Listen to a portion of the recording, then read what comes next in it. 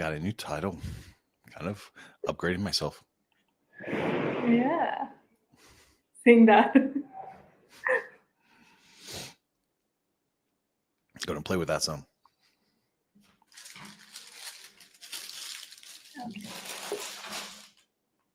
Hello, everybody, and welcome to today's live session hosted by Transformative. I'm Rahima Wasti, your host for this session, and I'm thrilled to have Mr. Philip Cutting here, our founder, the founder of Transformative. We will be discussing life falling apart, discovering the ultimate rebuilding guide with Philip Cutting. Will discover various aspects from assessing the damage to celebrating the progress and offer practical advice on skill development, networking, and navigating careers in an increasingly digital world. Let's get started with the first question, Phil. When life feels like it's falling apart, and in the most of the cases it does happen like that, the first step is often the hardest. How can someone effectively assess the damage and understand where they currently stand? Okay, cool. So it's a great question, and for me, it starts with the recognition that something's not quite right, right?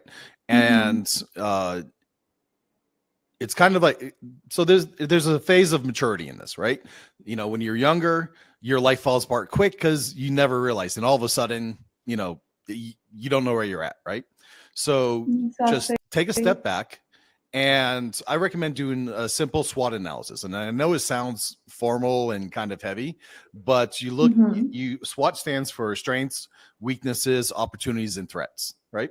And you Right. just take a Okay. few minutes and write this down. And just simply by writing this down in the first place, you're going to be able to apply a different part of your brain to the situation where you're now suddenly able to be your own psychologist or advisor and step back. It's a funny process, but it helps you step out of your world, right? And uh, it's really where you have the chance to say things aren't right. How do I go from here? And catch your breath. So it's All hard to right. jump right into this, but it's something that's important to do because everybody has times in their lives, and the longer you live, the more of these times are going to happen to you where everything falls apart, Exactly. right? Yeah. So I don't want I don't want everybody thinking like, I have the perfect life and I'm either scared of it falling apart or that, All it fell right. apart and I can't do anything about it. Right. It's natural. It happens to everybody. Some some have worse luck than others, but don't worry about that. Right. Exactly.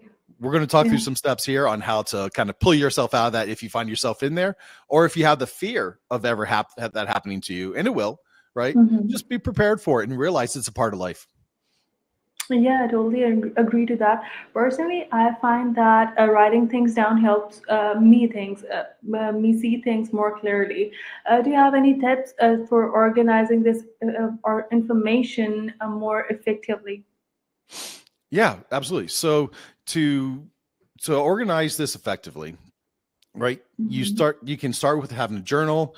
You can start with um finding some close friends that you Okay. can connect with and to share your experience with, right? So once you've done your SWOT, that you've taken an objective look at it, right? Now it's time to either talk to some people to do something about it, or to take a deeper dive into it to see if the problem is really so bad, right? So there's some steps you can do, such as, so if it's a financial crisis, right? And this is of course common, right? It doesn't take much for a lot of people. It could be, your car breaks down, you have to replace a Hmm. car, or a divorce, or you have to pay medical bills, or just an unexpected expenses come out of nowhere. And so this is one of the most common kind of crisis that we find ourselves in.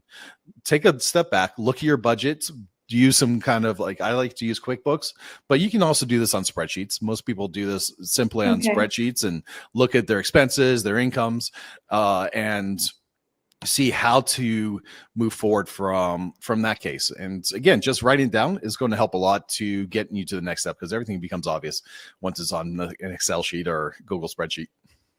Exactly. Okay, Phil, once we understand where we stand, the next step is usually creating a vision for ourselves, for our future. How can someone go about imagining their ideal future, especially when things seem quite bleak? Oh, sure. So this is a good exercise to do if you find yourself in the middle of a crisis or even ahead of a crisis, right? So what I like Mhm. to do, especially when I was younger, right, while you're developing this muscle, is Mhm. to create like a dream board. Dream big. Look at your long-term goal, and do you have an anchor in your future? Go ahead and take some, newspaper clippings or some magazine clippings and make yourself a little poster of your dreams, right? And it Right.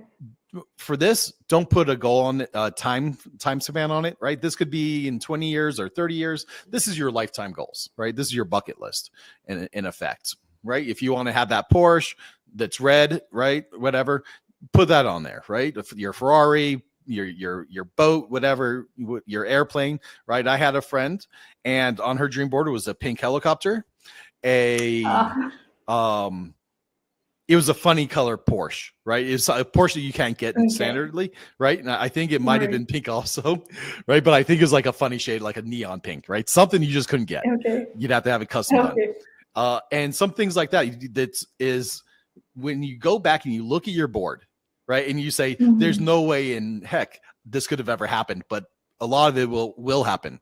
So this is one thing. Now, I'm Right. not trying to get into, dream it big and make it happen, materializing things. Just put your mind to work in that direction. So, and once you have this dream board, then go ahead Mhm. and make out some simpler goals and start putting those into action, right? But your dream board, put it somewhere you can see it. If you have a home bathroom or a home office or on the side of the refrigerator, right? Most common place on the side of the refrigerator, believe it or not, right? And Yeah. uh, you know, if you have kids, they love that crap, right? I have lots of kids, and when I Exactly. was little, I did this when I was little. Nowadays, I don't Mhm. do it at like so formally because I've done it once, of course, right? And All you right. develop this kind of muscle on setting goals, of visualizing where you're going, and you kind of grow into it. But it's like a muscle, just like lifting weights. And then the next Great. thing is creating a Mhm. detailed description of what your Okay. perfect day is, right? So you have your long-term Yeah. goals of all the stuff you want to have, visualize what your perfect day is. For me, it is doing some work in the morning, having a great Mhm. workout, having lunch with the family, Okay. doing some more business, right? And then having a great dinner with the whole family, the big family, right? And in the evening, some more business, but in the social environment with my close business friends, right? That's like my perfect day. Right. So Love the idea. everybody, you got to have this, right? And now you can be in the middle of chaos and your life broken down, and you look at that perfect day, it's like, Yeah. I'm never going to have that happen and jump off the bridge, right? But it doesn't happen, right? You're like, this is my perfect day, and you start to feel better because you're like, okay, now I see what a perfect day is. It's hard if you're really in the depths of despair. It's hard for you to get yourself to step back and say, okay, I can visualize a perfect day, right? So you guys that Exactly. feel like that way, I really empathize with you, but get over it, make yourself do it, and you're going to realize that all of a sudden things get lighter, right? And it's just another They thing, do. just make yourself smile, right? Sometimes in the middle of hell, you smile and you feel way better. So those are the little things to help turn around a terrible falling apart day into a concrete ideas that help set your goals and to set the mood and expectation of what to achieve, and just get little by little. At this point, maybe a journal to keep track of your progress to that goal. Great. And totally agree to that. And love the idea that we found that visualization definitely help us to keep focused and inspired. So, how often should someone revisit their vision to stay on the track? uh, Regularly, very often, every day. Mhm. Like I said, I like to put the dream board. I recommend putting the dream board on the refrigerator or the bathroom, right? It depends, right? If you're not a morning person, bathroom is going to cut it, right? If you're a foodie Okay. like me, the fridge is where the world is, right? So kind of know yourself, put it there, and uh, having it there is one thing because it can blend into the environment. Make the habit of at least once a week. I'd recommend once a day. Look at that, acknowledge it, smile, and get back to work. Right. Yeah. Great. So at least once a month, and this helps keeps your goals top of mind. I also like to recommend if you're past the crisis point, right, and you're trying to figure out how to get yourself going, Indistractable is a good book. Yeah, Indistractable. So I don't totally love this book because I think he wrote it as an apology to the book he wrote for Hooked, right? Which is kind of like how to get people hooked into social networks and stuff. So, but despite that, it's still a good book. Yep, Indistractable. So I recommend that if you find yourself in this position, right? It's going to help you build those muscles that get you to that stabilized point where you can start performing and get back. And as you perform and get closer to your goals, then you're going to start feeling better about your whole life. You're going to start shining. You're going to bring better energy into your life, better people, and you're going to get there. Look at your friends. Look at who's around you. See who's bringing you down. Get rid of those people. Great. It's a good place to start. And don't try to do this overnight. There's a concept of just getting 1% better every day. And with that in mind, you may in some days get a 80% bounds or 20% jumps, right? Or you may turn your life around all in one day. But just continue with 1%, your goal to be 1% every day, and it's going to result in exponential growth. Great. Phil, once we have a proper vision, setting achievable goals is the next logical step. How can someone break the rebuilding process into a manageable step? So good question. Love it. So I like to set SMART goals, and a lot of us have heard it, so I'm just going to redefine it quickly. SMART goals are specific, measurable, achievable, relevant, and time-bound. This time bounding is also a critical process, right? So my dream board, it wasn't time bound, right? This is my bucket list, right? But what my perfect day looks like, while this is not time bound, this is what a day is. And so this is a real immediate goal, right? Now you start breaking down smaller goals to get yourself there, right? Get specific. You simply write this down. And I like to also use a spreadsheet for this because you're going to have a lot of goals, right? And I would keep it to less than 5, honestly, right? 5 goals to keep in mind is about as many goals as somebody can keep together. KPIs, key performance indicators, very similar concept as SMART. And you can, use they can be tied together in a lot of ways, right? Measurable. Some people say, well, Phil, I can't measure happiness. I'm like, oh yeah, you can. Okay. Right. You can absolutely measure happiness, right? What on a scale of 1 to 10, what is today for you? Like a 0. Okay. So you can measure it, right? You can, there are some books out there that talk about how to measure difficult things, right? Check those out. If somebody puts a question in the comments, I'll try to go back and find a couple of those books because I can't remember them off the top of my head. But there are some really good books on measuring things that are difficult to measure. It really comes down to looking at it from a different perspective. And sometimes you even have to look at the correlating factors that are easier to measure than that direct goal. But everything is really measurable. So this helps make the process uncumbersome and less overwhelming. And again, when you're in the middle of chaos, it's going to be hard to do this. Just make yourself step back and write out 5 simple goals. And you may change them in a week or 2 once you kind of pull yourself out of that hole, right? And just reevaluate it, right? So maybe just because you set a goal doesn't mean you have to hit it and die to hit it, right? You reevaluate it at the end of a certain time. I say like 2 weeks, right? The same thing with marketing, right? When you do marketing, you create some campaigns. You know what kind of return you expect, right? And you say, hey, this one's performing or this one's not performing.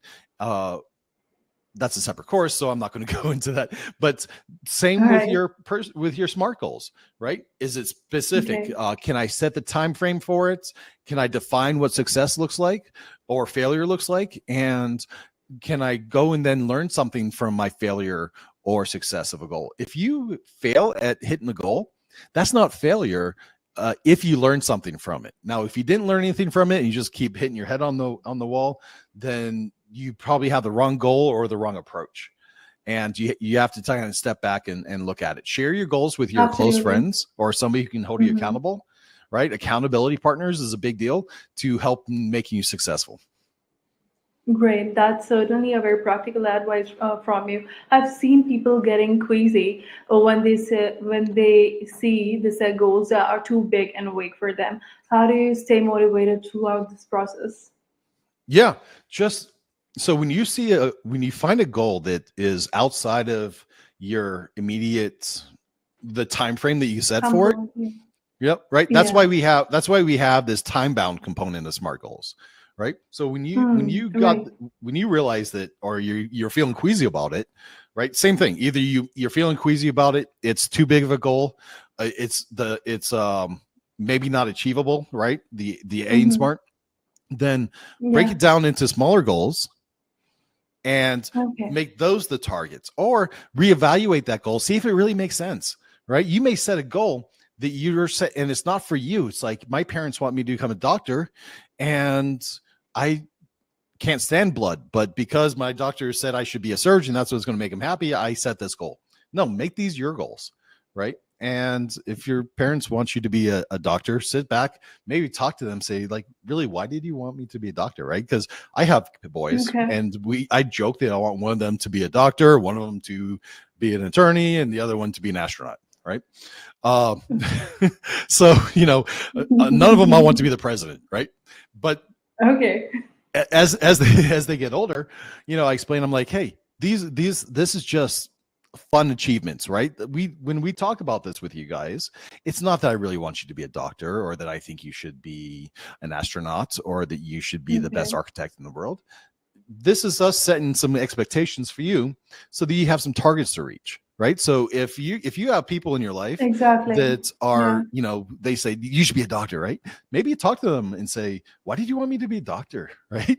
And they may have just never had this Yeah. conversation like I do with my kids. Like, I didn't really want you to be a doctor. I know you better. I know you're not going to be a doctor, right? I just said that to keep you Yeah. motivated. Right? And you're like sitting Great. there like, I thought you were going to die if I didn't become a doctor.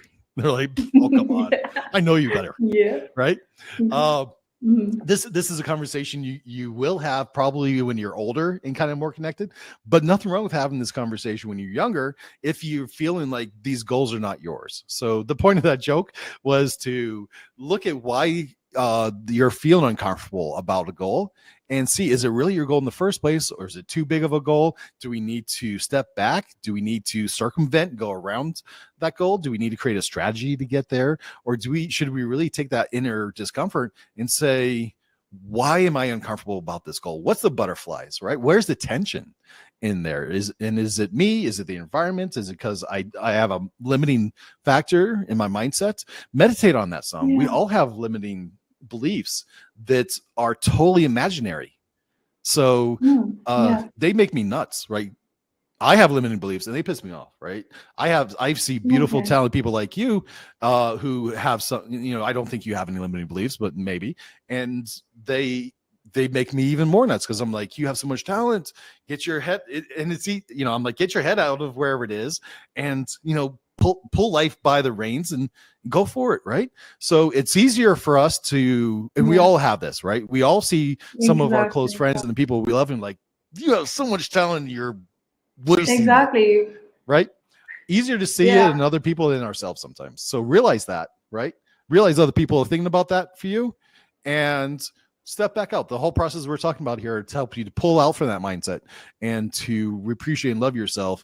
And by loving yourself in a real way, you now learn how to love and appreciate other people in a meaningful way that's Exactly. not tied to the social expectations or anything. It can Yeah. really get you closer with people in meaningful ways, which is Get also them going to loving help you themselves pull for out who the they. terrible day.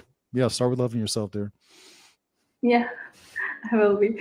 And let's talk about the importance of having a support system since you're one. How can someone find allies and the mentors to help them through tough time? So this is a powerful question, and there's a lot of paths, right? So Yeah.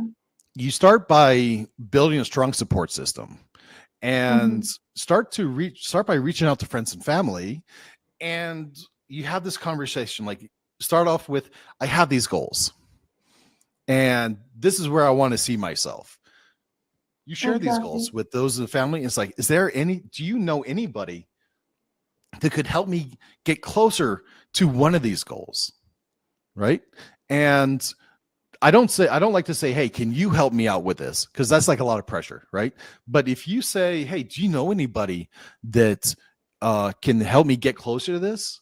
Right. And I'm willing to pay or to work or to do whatever. And then that gives them a chance to either recommend somebody or to step out and say, hey, why don't you do this? Now this is the point where you have to shut up and listen, because Mm-hmm. a real mentor will say, those are good questions, right? Those are good goals. Now, I don't know anybody that can help. I don't think I can help myself, but have you tried to do 1, 2, 3? Right. Okay. And when they say this is a real mentor teaching you how to do the job. Now, you then have to go out and perform on that, and then come back, and maybe it's in a month, or maybe it's a week or 2 months or something, and you say, hey, you asked me some really powerful questions, and I took it to heart, and here's what I did. Right. And I did this and this, and I ran into this roadblock, and here's some success I had. What do you think? Right. And they're going, if they're still in that mentor shoe position, they may take it to the next level, right? They may come back and say, okay, cool, but you misunderstood, idiot. This is what I meant. Right. All And right. mentors are like this, right? They can be like a little rough or a little bit gentle, Yeah. right? They can be both, right? But don't expect these kind of mentors to, you almost can't pay these guys back in the first place, right? So they're not looking for anything. Exactly. They're That's just what kind we of, thought. Yeah. yeah, they're just throwing themselves out there, and they don't want to be bothered, right? These kind of guys, like he said, hey, I can't help you out, but he helped you out if you were listening. And Yeah. this is the best, right? Now the next thing is, and if you find this kind of guy, love on him, keep doing that, give him something of appreciation. You can come back and say, wow, those questions, here's a cigar, right? Thank you, Yeah. uncle, right? Or friend George, right? Thank you, right? Here's this. And ask him, like, what should I be thinking next, right? Where should I be going? And you're not, Mm-hmm. again, not weighing on them too heavily, you're not bothering them, you're not being a burden. Now there's paid mentors, right? And these are the guys you sought out that are like 1 or 2 steps above where you're at, and they are fresh into it, and they know what to go because they just lived it or they live in it. And you normally have to pay these guys, and you can grow that, and you're going to outgrow them fast, or you should outgrow them fast, right? Because they're mentoring in this field, and you're going to learn from that. You're going to be the best student they've ever had, and you're going to go on to the next level. If your goal is to keep scooting, right? Mine, I always do like this. I got my mentors. Right. I want to be the most amazing student they've ever had, and I'm going to apply everything, even if I disagree. I'm going to apply it, Mm-hmm. and I'm going to do it better than they did. And I'm going to come back and say, okay, cool. I learned this. Here's where I had problems, and what's based off your philosophy, what's next, right? Here's where most people fail. They take the concept from the mentor, they apply it, half of it, because it's uncomfortable, or they don't apply it at all, and then they fail, or maybe they do better by luck, right? Or just from sheer brilliance, but they miss the experience of that mentor.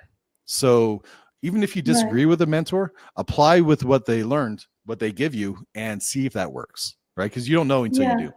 And now, if you don't want to, you should know enough about that paid mentor before you go into their program, if you're going Okay. to apply their stuff or not, right? So know that ahead of time. You should know if there's ethical issues about it. Obviously, I'm not going to apply something I don't think is ethical, right? But you should know if there's ethical issues about it. Obviously, I'm not going to apply something I don't think is ethical, right? but Mhm. as long as it's what I'm expecting, love it. And Yeah, hard you're is okay absolutely too, right right? about The it. harder it is, the more you should strive to get out of your box when you're dealing with coaches and mentors. Um, Absolutely. Now there's more indirect routes: joining professional groups, Mhm. attend conferences, and don't be afraid just to go out there and ask for help, ask for connections, and have conversations with people. And I like to, of course, read a lot of books. You see part of my library right here, right? It's a lot of my mentors are in these books, right? Okay. So keep that Right. in mind. A lot of my mentors, you know, died in You Greece, can find right? it anywhere you would want. Five Yeah. thousand years ago. You know what I'm saying? So uh, think outside the box and realize how different people share information and wisdom differently, and different people learn it differently. Know what your path is. Exactly. You're absolutely right about that. And that certainly was a great point. Working definitely has been instrumental as well as his career. And what qualities would you want to see in your mentor? Okay, so I like to look for someone who's experienced, who's approachable, who's generally interested in my growth, and a good mentor, like a good paid mentor, Hmm. should be challenging me, right? Should be make it hard for me, right? They should be calling out my weaknesses. They shouldn't be afraid to, and they shouldn't have to ask permission to, right? So I should have made that relationship ahead of time, and they need to be able to provide constructive feedback, right? Exactly. This is what I'm looking for in a mentor that I'm looking for specifically.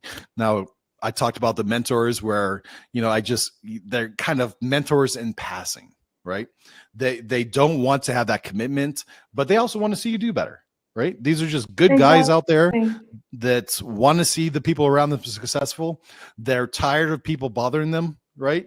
Because a lot of people Mm. will say, Yeah. "Hey, give me your wisdom," and they don't do anything about it. So in a way, they open themselves up and they get burned a lot. So these guys, do what they said, come back and share that experience with them, thank them, and keep going. And try to get more until you outgrow them. There's mentors that are specific to a field that are not one or two steps ahead of me, like I generally recommend, but like miles and years ahead of me. These guys are great also because if as long as they remember the Exactly. path to get where you were from, they can help you skip multiple stages at one time, Hmm. right? And there's a lot of these guys out there. um Chris Doe is one of my fans. I mean, I can name a ton of them, but it's Yeah. everybody has kind of their path and their stages to get there. It's easier to do smaller steps, but if you're really willing to commit, you can find mentors that will help you just make gigantic steps way out of where you're going. And for these guys, you have to not understand what they're saying because you can't, they're too far ahead of you.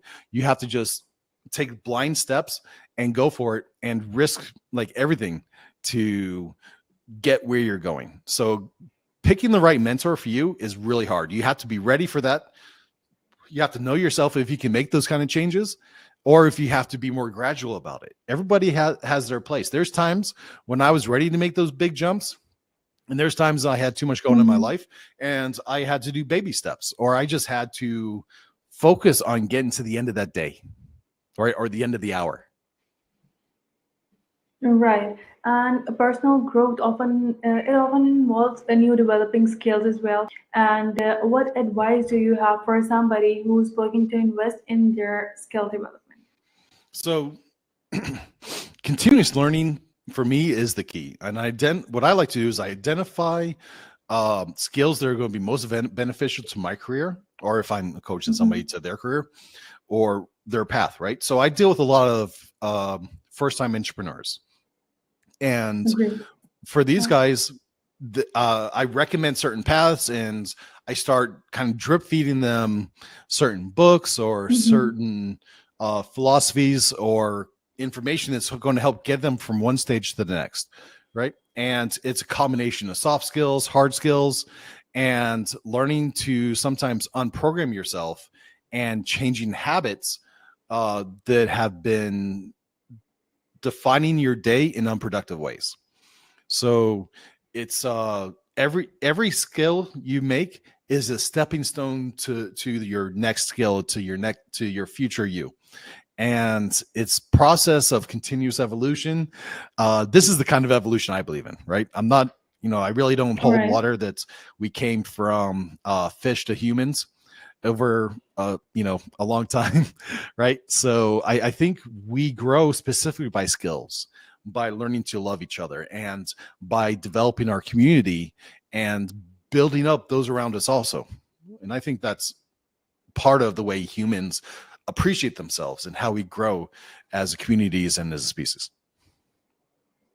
I totally agree to that. And I found that setting aside even 30 minutes a day for learning can make a big difference. What are some skills that you think are particularly valuable in today's digital world? Great question. I think it depends where you are in your process. So Okay. in general, I love skills that are related to technology, to digital marketing, to data Mhm. analysis, to um, even to soft skills like communicating and psychology, right? These are generally where I spend a lot of my time.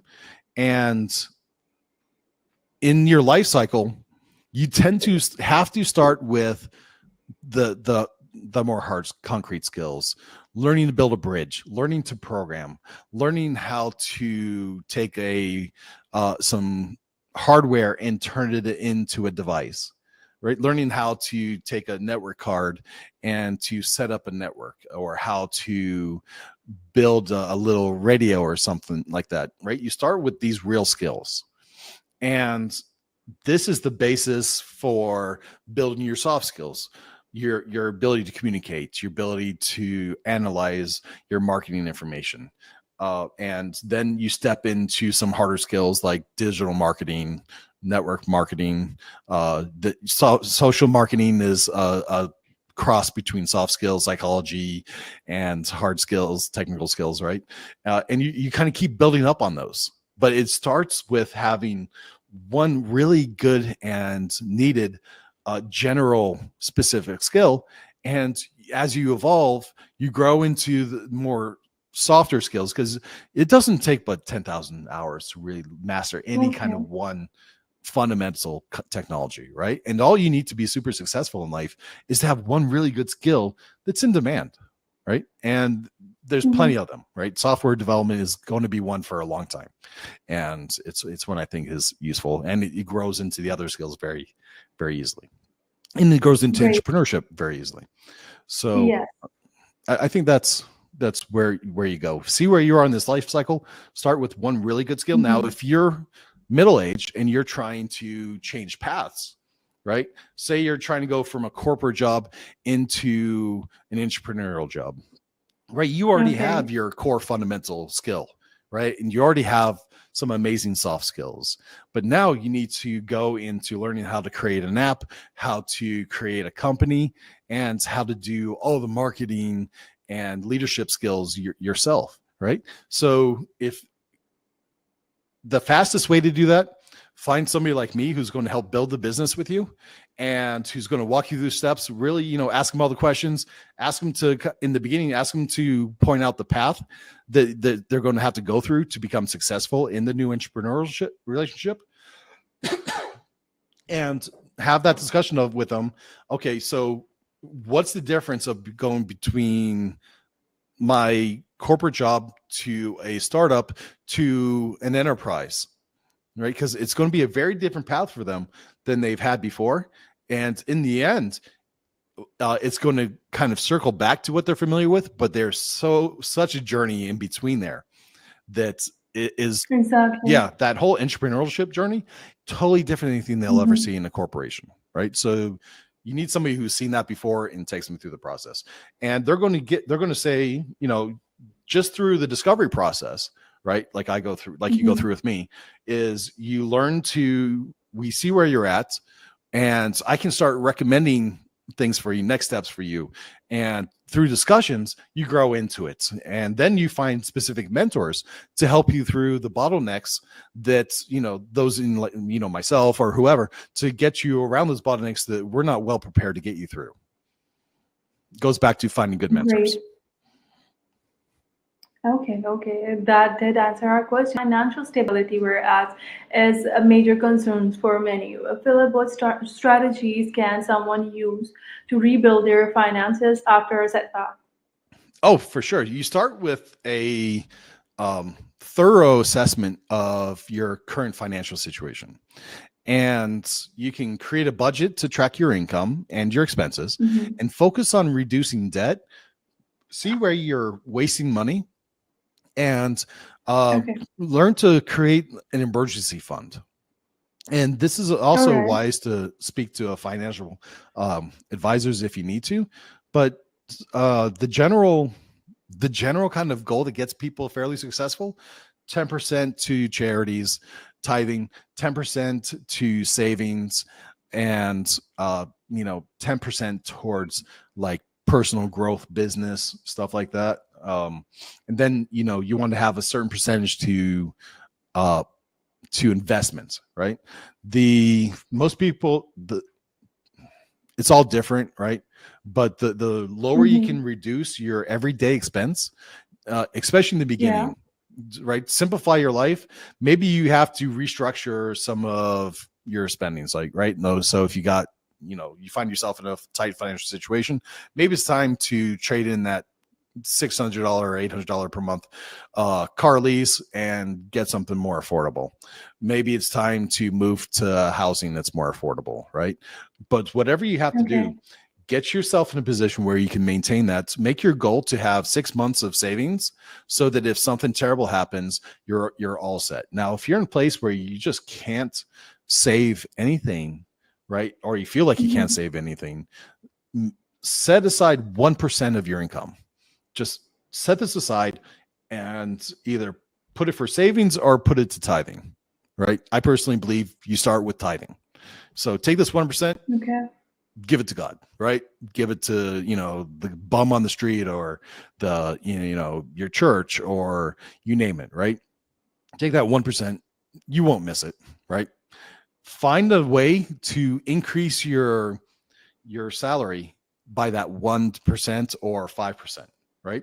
Start Yeah. finding ways to raise your income so that you can start supplementing your debts and to kind of clearing yourself up.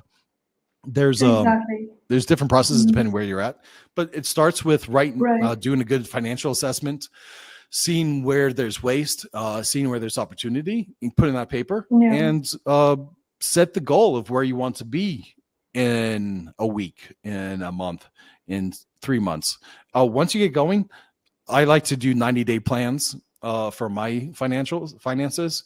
And the same with my business. I have my plan for the next 90 days.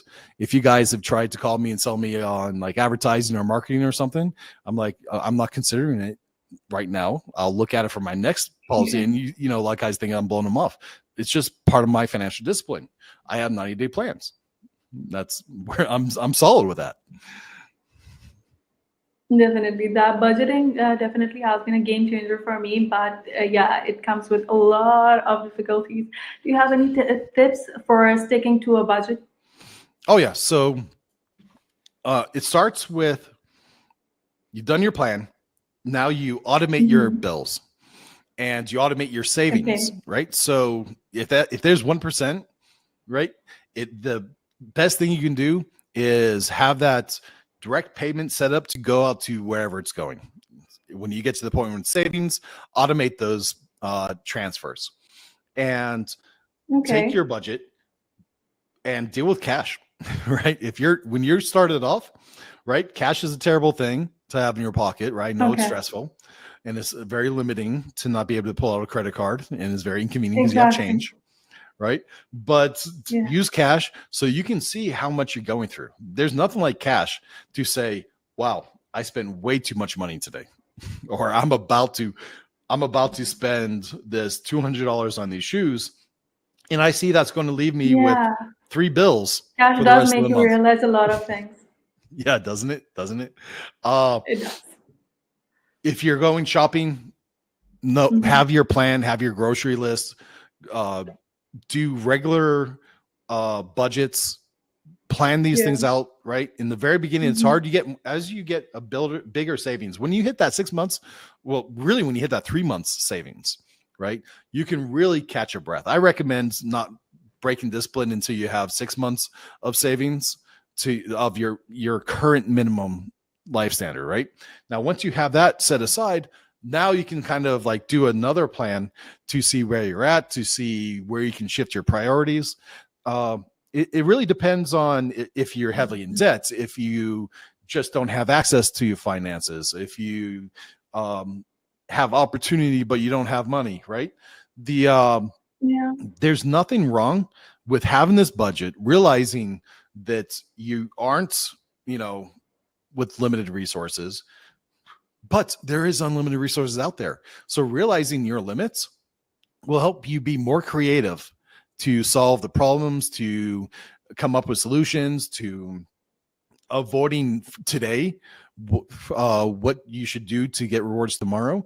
One practice that I do is when I want to, and some of my partners hate me for this, but Okay. before I do money on a coffee machine or a vacation or a business, a big business expense, um, Mm-hmm. not always, right? Because the, especially when it comes to business, I'm a little different approach. But I'm like, I'm going to raise this money. I'm going to earn this money, and from my earnings, I'm going to spend. Right now, it's not that I can't afford it today. Okay. Right, I probably could, but my mindset says, okay, let's live in a way that we have a planned out budgets, planned out process, and you have my goals. And if I want something stretch, I'm going to stretch and I'm going to work for it. It's going to motivate me to work harder. Right. I'm going to Mm-hmm. say, I'm going to work harder by having this thing I want to get. And by delaying gratification, I'm going to maybe get something better when I get to that point. Right. I might not just settle for what I could get today and pay all that interest on it with a credit card over the past, however long it takes me to earn that money.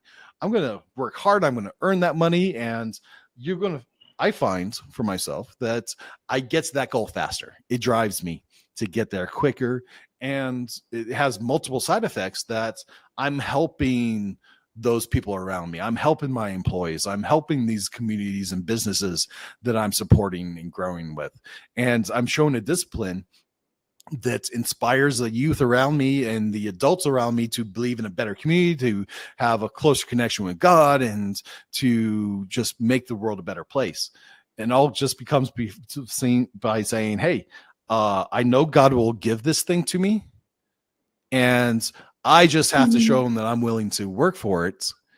And yeah, I maintain that connection with God. I have that conversation. And, if I don't get it, maybe God didn't want me to have it. Right. But if I do get that and I earned it, I really feel good about it. Yeah, exactly. A firm belief definitely goes through a long way. And let's talk about emotional healing over here. Is emotional healing just as important as financial recovery? It is, though. What practices can help somebody to improve their mental and emotional well-being? So this is very important because I think almost all sickness comes from our emotional state. I believe Mm-hmm. it comes down to cancer, to diabetes, how we overeat or undereat, or how we don't appreciate ourselves, or how we have poor energy, Yeah. or just anxiety, right? So I think the even physical health, while it's tied together, it comes from our mental health. And just practices like mindfulness, meditation, regular exercises can help improve the mental health. Journaling is powerful because it helps you recall those experiences for what they really were, right? It's one thing Absolutely. to say, I had the worst day of my life ever back in 1982. And you look at your journal, you're like, yeah, I stepped on a bottle, I broke my toe, I had to get 2 stitches. And now okay, actually the stitches wasn't terrible, right? But that's one thing. somebody insults you, right? Somebody Yeah. does something against your consciousness or violates you in a certain way, right? These are the emotional things that are hard to get over, and writing it down also helps with that healing process. And then we have to get into forgiveness, into looking at the other party's situation, right? um and sometimes, of course, we have to, let the law carry itself out, and we look back and, we say, okay, hey, I've moved on, right? That's, journaling also helps with that. So not Yeah. just journaling, but sometimes it's really important to seek professional help, to really Exactly. help you through the next stages if you're struggling. And while I don't, I try not to be judgmental, right? Something, and I recommend people not to be judgmental, because somebody may say, I'm having the worst day ever. Somebody put chicken on my hamburger and I hate chicken, right? And now they've forever insulted me, right? That's probably not the real problem in their life, right? So sometimes just listening, letting people kind of get their stuff out, but realizing we only see surface level things, and to be sometimes more patient.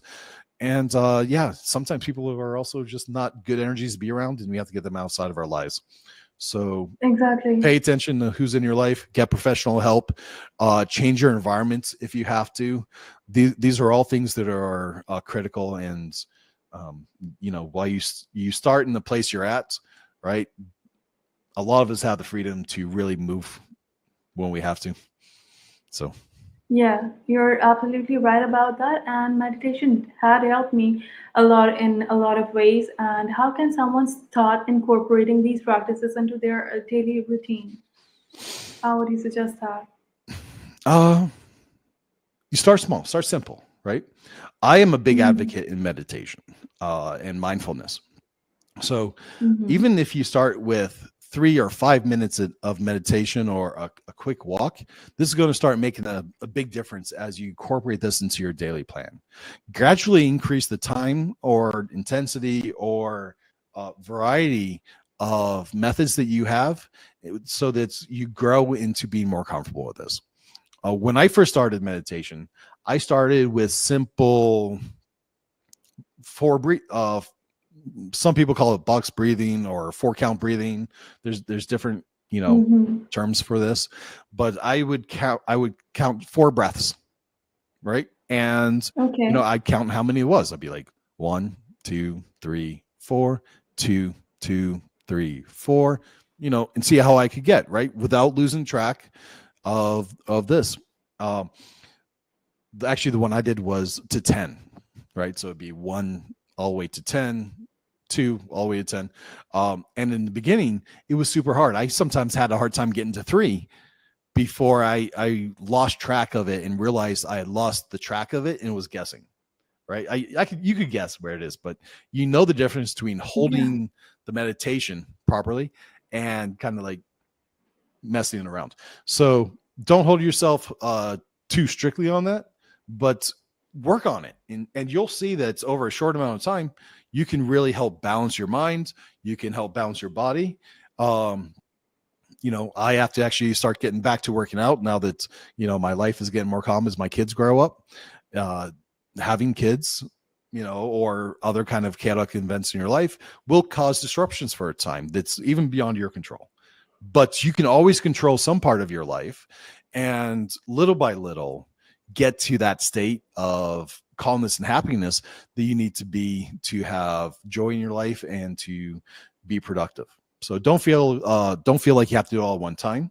Also don't feel like you can't because your environment doesn't allow you to. You can always find inner joy no matter what your situation is. Definitely, you're right about that. And creating habit is one thing that is crucial for long-term success. What advice do you have for having and establishing routines that stick? Yeah, so consistency is key. Make it part of your daily plan, or your schedule, right? There's nothing wrong with saying Mhm. Monday, Wednesday, and Friday, this is exactly what I'm going to do on these days. There is know this. It's important not to let yourself come up with excuses not to do it. So if working out, for example, is part of your regime, of part of your plan, right, of what you want to do, then, and you find yourself, you just can't get to the gym no matter what you do. You just can't motivate yourself to do that for some reason. There's always a roadblock. Just make it the goal then to be you get your workout bag and you go into the gym. You put your stuff in a locker and you leave, right? If that's, if that's where you're trying to be, right? It's so hard to put your stuff in the locker and then not go on a treadmill for 5 minutes, right? Then your next goal is to, after you did this for a week, to step on the treadmill, right? My new goal is to go to the gym 3 times a week and step on the treadmill for at least 100 steps. Or 10 steps, right? It could even be 10 steps. My goal is to do 3 push-ups in the morning, 3 sit-ups and 3 push-ups in the Start little by little. Yeah, right. And nobody sits down and does just, after a week, nobody sits down and does just 3 push-ups, right? Now, maybe in the beginning you're having a hard time, right? But you quickly just find that you keep going. You sit down, do 3, you do 20, right? You sit down to do 3 and you do 50, and then you roll over and you do some sit-ups, right? And it's just, once your body is in motion, it's hard to stop that velocity, but sometimes it's hard to get rolling. It's hard to push that rock uphill a little bit. Great. And I found habit stacking to be very effective. This is one thing. For example, I meditate right after brushing my teeth. What are some common pitfalls to avoid when creating a new habit for you? Oh, sure. So, by the way, habit stacking is an amazing skill for creating new habits, right? So with habit stacking, what you're doing is you're tying an existing habit to a new habit so that you create strong bonds to the new habit through existing activity that you do anyways. I think, great example, you brush your teeth and you do 3 push-ups, right? It's really a powerful concept. I'm sorry, guys. But I'm so excited for habit stacking. For me, the biggest thing to avoid while doing new habits is setting unrealistic goals, right? Start with small and generally increase the difficulty.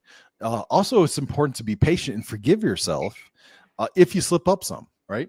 Now, one slip up happens, right? You forgive yourself, but don't allow that second slip up, right? So you miss a day of fitness or miss a day of push-ups because, your arm hurt or something, right? The next day, don't give yourself excuse because now you're building a new habit. Right? The new habit is I allow myself to have excuses, right? So while you forgive yourself, don't allow continuations of bad habits. Keep that focus and keep it simple. Yeah, you're absolutely right about that. Setbacks are definitely inevitable. Philip, what strategies can help somebody overcome obstacles and stay on track? Oh, sure. So I view setbacks as learning opportunities, and I reflect on what went wrong and what I can improve, and I see them as a chance for me not to get 1% better, but maybe 2 or 3 or 5% chance to get better. Christian guy, right? So I know that God is going to give me setbacks to make me better, right? Every father, when their kid does something wrong, they punish them, not to, have bad things to be mean, but because they love them and they're giving them a chance to do better. Right. So look at setbacks as a way that the universe is giving you opportunity to do better, and, failing fast, right. And learning from it is a beautiful habit and beautiful talent to grow, to muscle. Can't say no to it. Absolutely, you're absolutely right about that. Finally, celebrating progress is essential. Philip, how can someone effectively recognize and reward their achievements? I like to, so when you've defined your goals, right, you then Mm-hmm. made them measurable, right? Smart goals. And part of achieving a goal is celebrating it, right? Give yourself a pat on the back. Exactly. The worst thing we can do, and we tend to do, is we made our goal, we forget that goal ever existed and all the hard work that went into it, and we're off to the moon, right? But celebrate that goal. So when your friend achieves a goal, celebrate with them, pat on the back, a coffee or a beer, or whatever it is, right? Celebrate those goals. These are moments of the journey that you took and got you there, and you need to appreciate that and learn. And celebrating those goals has the mental effect that makes it easier to achieve future goals, because now your mind realizes that there's rewards for doing good, right? It's going to overcome that part of your mind that says, I don't want to do new habits or new goals because there's resistance to change. And I'm trying to look for the least resistance path. And that that celebration helps break that mold and motivates you to continue on to conquering the world. You're absolutely right about that. And definitely, celebrating milestones has kept me motivated. This is something that keeps everybody motivated. Any final thoughts on how to sustain this momentum over the long term? Yeah. So when I'm trying to do these over the long term, Mhm. I commit to staying focused to my vision. And it Mhm. becomes easier if you've tied a reason to your goals. Right now, if you're, for me, a lot of my goals is I want to help. This is for my family, my sons. This is for the people that I work with, right? I have bigger goals than just myself, right? So I have a vision, I have a purpose. And but and meeting these goals and celebrating those, I'm rewarding myself, and I'm also looking back at the journey that got me there, and I'm like, wow, I kind of pat myself on the back. Right? I've come far, right? I've like, yeah, I'm, today I might feel like a loser, but when I look back, I'm like, I've come somewhere. And this is a continuous journey, and it's a beautiful journey in the path. And when you take this with some friends or with your family or some colleagues, it just drives you on, right? So surround yourself with positive influences, with good people, and keep adopting, keep learning, and you're going to see that where you're at, a bad day today, right? A day that could have, it might have like broken you 5 years ago, but this kind of Yeah. bad day today, you just shrug it off, right? And this journey, Yeah. this personal development, That happens. yeah, this is life, this is growing up, right? And this is how we become who we're meant to be. Yeah. After a long time, we do become that version of ourselves. Yeah. And let's move on to the questions that we got from the audience. We've got a few questions. How do I rebuild my confidence after a major setback? Oh, easy, so easy, right? It looks impossible when you're standing there. Start by doing a SWOT Yeah. analysis, right? Strengths, weaknesses, opportunities, and threats, and look Okay. at what happened. Why was this a quote unquote failure? Why was this a setback? Right. And once you wrote this down, then then meditate for a second and hear all the crap that's in your head. Right. And it's screaming at you the whole time when you're trying to solve this, anyways. Right. But now you're going to sit down, you're going to listen to it, and you're going to put it through the objective lens of what really happened. And was this a learning opportunity?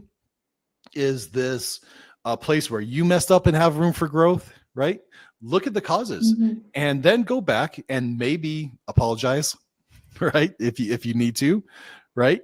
Yeah. Maybe go back and make up for uh, the the situation, if you had a effect in there or if it affected other Yeah. people, and maybe just it was totally out of your hands, right?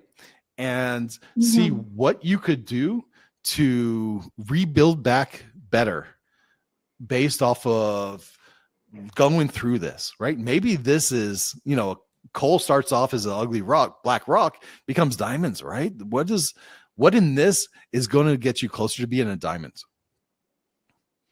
So Exactly. back to the question, write down the SWOT, make some new goals, look back and see what actions you have to do to correct it. And then measure how bad of a day was it really. If you're not doing a journal already, do the journal. If you realize you don't, at this moment, if you don't have a budget in place, do that budget today, right? There's a lot of action steps in today's calls. They're going to make you more resilient for when a crappy day happens. And it's going to help you learn from that better and make you less emotional about it. It's okay to be emotional. We're emotional people, right? Sit there, cry, have a beer, go for a walk, do something physical, right? Do some exercise, go swimming. Maybe not swimming, right? Don't jump off a bridge, go swimming, guys. Yeah, exactly. Right? Yeah, maybe The guy's gonna drown themselves. Yeah, right. Try to make a joke, right? Make yourself smile. Just making yourself smile releases endorphins, right? And if you've gone through all this, you're going to look back and say, okay, it was or wasn't so bad, or wow, it's actually way worse than I thought. Here's what I can do to make it better, to get out of the situation, or making sure it never happens again, right? And then look at the community around you and see what were all the factors that led to this. And if you have a good community around you, let them help you with it, right? Don't try to be a one-man show. I was watching something about Elon Musk the other day, and they're saying Elon Musk and like 12 and 11 other people started PayPal, all genius people, right? They all of them came out and started after that, like billion-dollar companies afterwards. But it wasn't any one brilliant man that made it happen, right? So not even a genius can really make a difference in today's world by himself, right? And even the guy that created the light bulb, right? He had a competitive friend that was challenging him. They might have been enemies, right? But who knows, right? But it wasn't by himself. He was competing against this other genius guy that was challenging him, doing other things, right? And they knew what each other were doing, right? So none of us are successful in a bubble. Look for those other guys at your level, above your level, right? Don't be afraid to teach those other guys below your level, but don't let those guys below your level drag you down to them. Make opportunity where you're not affected by the people below you in a negative way, but you help bringing them up, right? You're not like you're a little person, go to heck, right? But you're like, hey, I'm teaching these guys this, right? And I'm helping bringing people up. I'm learning from these guys. They're bringing me up. The world's getting better. This is going to change the way you look at failure and opportunity. And when you bring people into it, it totally changes all the dynamics. But you have to have that whole path, the whole process, the SMART goals, the SWOT analysis to look at the situation. The journaling is helpful. You don't have to have it. Yes. Wow, guys, I'm sorry if you asked this question. I really ran off on it. The dream board, what your perfect day looks like, right? Your financial budget, your goals, all these things together will, if you've done this today, you will drastically avoid how a bad day affects you going into the future. And if you're in that situation, it will really help you pull out of it. And if those don't, seriously get professional help. Yeah, definitely. One should seek that. If that situation happens. What financial advice do you have for somebody starting over? So for me, it starts with setting the budget, seeing what crap I can get out of my life, what bad habits I'm having. We all have bad habits, right? Maybe it's drinking, maybe it's playing video games, maybe it's a book habit or a reading habit or pornography or drugs or bad relationships or you name it, right? Do your financial analysis, see where it's at, do that 1% tithing, right? Just set that up to automatically go out. Maybe give stuff up. Maybe you have to give something up to do that. Maybe you have to sacrifice going out, right? There are some of us that's out there who really cannot afford that 1% tithing, right? look at what you have and look at what in the community to help get you out of this kind of poverty, right? And if you're at this stage of poverty that you can't do 1% tithing, there's nothing you can give up. You would have to take food off the kids' table, Yeah.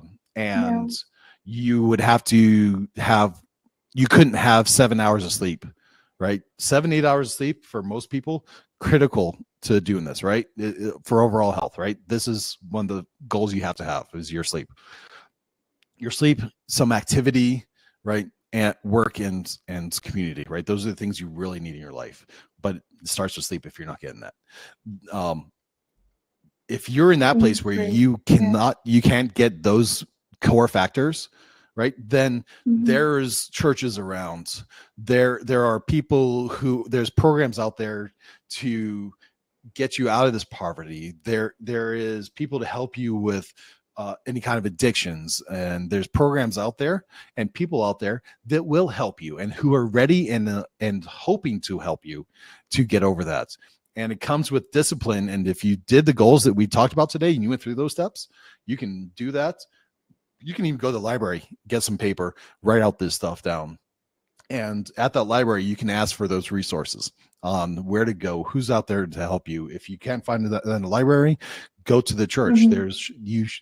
If you don't have any faith, if you're an atheist, I don't know how to help you, right? In that regards, because even for me, atheism is a belief, right? So look at that process, and sure, if that's the process that you believe in, look at that and see who in this community can help you out and to go forward, right? So even the belief that we are just animals and life is whatever you make of it in the jungle, then realize that even in the jungle, there's animals that live off of others by supporting them some way, right?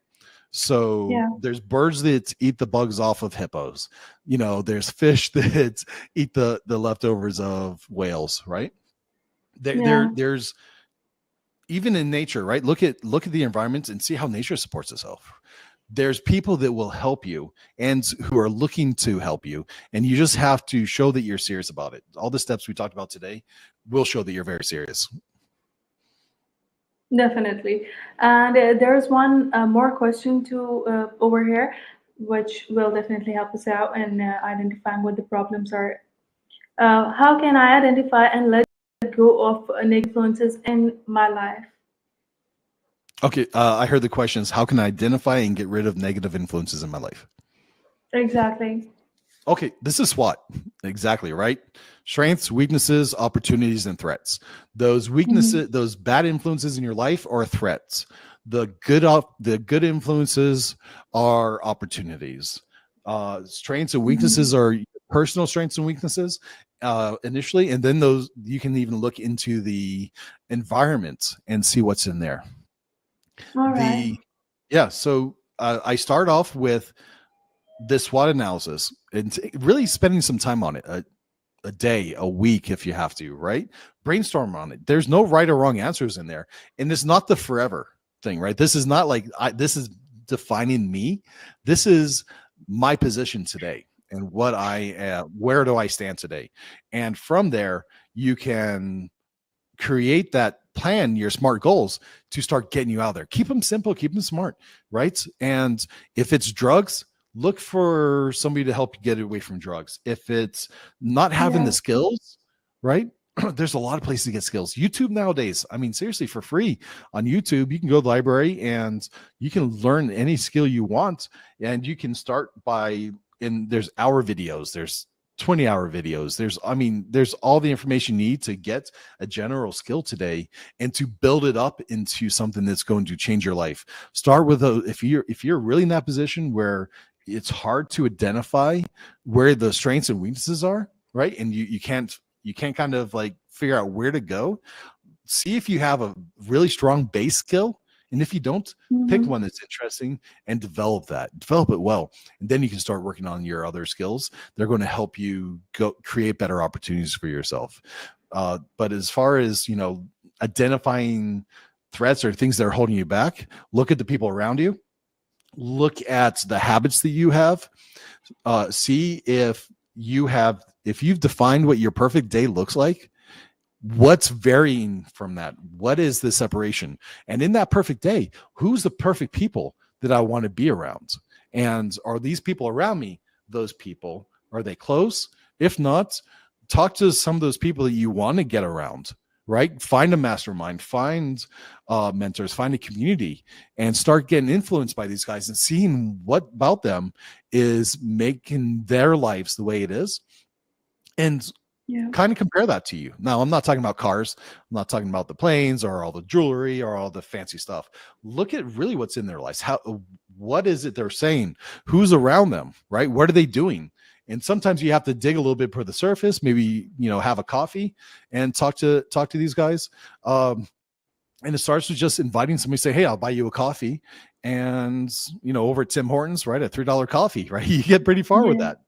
So that's kind of a way to step. And as you go through it, keep your journal and see where things are progressing and test your assumptions. Did this goal actually get me closer to my real goal, my dream?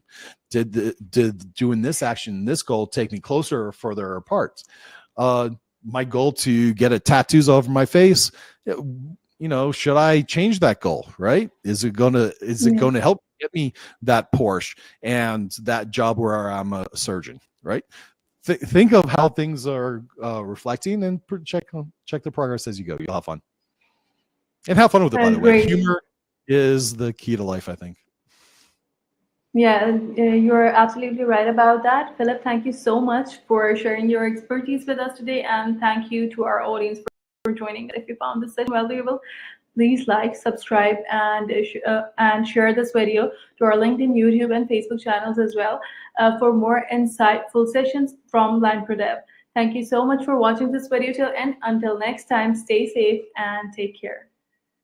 Thank you, guys. Hey, look, and if you find yourself in this situation where things are terrible, realize there's people out there who love you, who want to help you out, and look for that help. Know God loves you, guys, and I wish you the best. Take care of yourself, Phil. Goodbye. Ciao.